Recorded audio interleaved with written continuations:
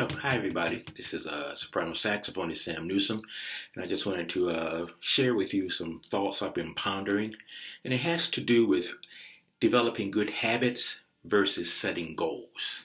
Now, the way I see it, setting goals enables us to reach that desired place, whereas developing good habits enables us to stay there. Another way, a goal is a quick fix solution, whereas good habits are a way of life. So, see the difference?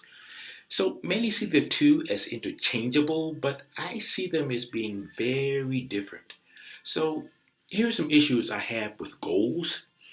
One, the effects of goals are often short lived. We often move on to the next thing once we reach them. Two, we often neglect essential stuff in pursuit of goals. So it does not always pave the way to a balanced lifestyle. And three, many goals are not attainable, or at least, we tend to quit before attaining them. I've certainly been there. Uh, so developing productive habits, that's a very different animal. So then it's a longer, more patient path, which actually tends to produce more favorable outcomes over time.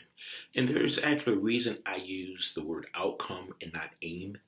An outcome, as I said, is a byproduct of a habit, whereas an aim implies desiring a more immediate result that does not require one to change his or her behavior. Okay, so I'm not suggesting that we go without having standards, but know that your positive outcome should result from who you are and not what you set out to do. So look at it this way.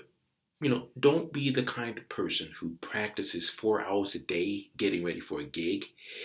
Be the type of person who's always practicing. Or don't be the kind of person planning a big release in the fall. Be the kind of person who releases recordings. So you see the difference?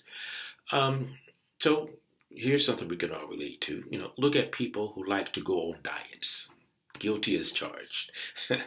So rather than being the type of person trying to lose 5 pounds, be the type of person who eats healthy and gets exercise on a regular basis.